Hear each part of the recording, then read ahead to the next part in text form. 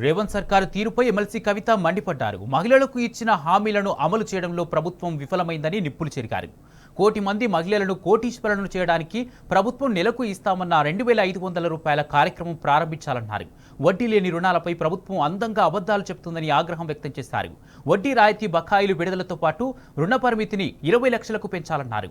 మార్చి 8న కాంగ్రెస్ సర్కారు మహిళలకు ఇచ్చిన హామీలను అమలు చేయాలని డిమాండ్ చేశారు. తెలంగాణ జాగృతి నుండి రాష్ట్ర ప్రభుత్వాన్ని చేస్తున్న డిమాండ్ ఏంటంటే, మీరు 1 కోటి మంది మహిళలను కోటీశ్వర్లు చేయడానికి నెలకు ఏదైతే 2,500 రూపాయలు ఇస్తామని చెప్పినరో ముందుగా మీరు అది రిలీజ్ చేయండి. ఆ కార్యక్రమం మీద ఇంతవరకు ప్రభుత్వం రివ్యూ చేయకపోవడం ఏంటని మేము సూటిగా మిమ్మల్ని ప్రశ్నిస్తున్నాం. వేలాది లక్షలాదిగా మహిళలందరూ కూడా బెనిఫిట్ కావాలంటే ముందు మీరు 2,500 కార్యక్రమాన్ని ఇమీడియట్గా ప్రారంభించాలని చెప్పి మేము డిమాండ్ చేస్తూ ఉన్నాం. వచ్చే 8వ తారీఖు మార్చి 8వ తారీఖు నాడు ప్రతి మహిళకు కూడా 18 ఏళ్ళు దాటినటువంటి మహిళకు ప్రతి ఒక్కరికి కూడా 2,500 ఇస్తామని మీరు ఏదైతే వాగ్దానం చేశారో అది ఇవ్వాలని చెప్పి మేము రాష్ట్ర ప్రభుత్వాన్ని డిమాండ్ చేస్తూ ఉన్నాం. ఇక రాష్ట్ర ప్రభుత్వం ఒక మాట చెప్తున్నది ఏంటిది, మేము 20,000 కోట్లు వడ్డీ లేని రుణాన్ని ప్రతి సంవత్సరం ఇస్తున్నాం, అట్లా 5 సంవత్సరాలకు 1,00,000 కోట్ల రుణాలను మహిళలకు ఇస్తామని చెప్తున్నారు. ఇది కూడా చాలా అందంగా ప్రభుత్వం అబద్ధం చెప్తా ఉన్నది. ఎందుకంటే కేసీఆర్ గారు ఉన్నప్పుడే ముందు కాంగ్రెస్ ప్రభుత్వం అంటే తెలంగాణ ఏర్పడక ముందు కాంగ్రెస్ ప్రభుత్వం 5 లక్షల వరకు మహిళలకు రుణాలు ఇచ్చేది.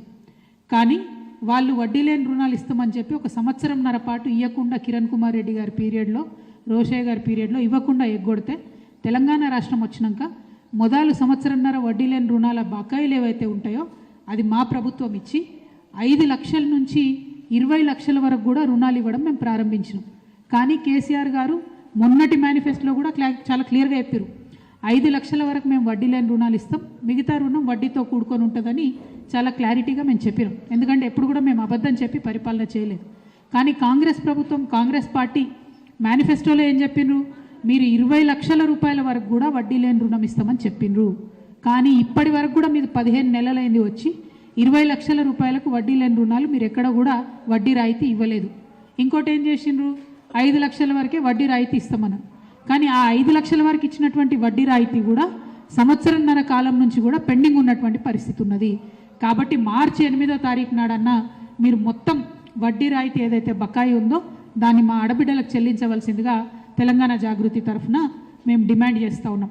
అట్లనే మీరు ఏదైతే 5 లక్షలు కేసీఆర్ మీకు వడ్డీ లేని రుణం ఇస్తున్నాడు, 20 లక్షలకు కూడా మేము వడ్డీ లేని రుణం ఇస్తామని ఏదైతే చెప్పినో మీరు ఆ క్యాప్ని పెంచండి, 20 లక్షలు కూడా వడ్డీ లేని రుణాలు ఇవ్వాలని చెప్పి మేము డిమాండ్ చేస్తూ ఉన్నాం. అది మీరు అడిగిందే, మేము చెప్పింది కాదు. కాబట్టి మీకు డిమాండ్ చేస్తూ ఉన్నాం.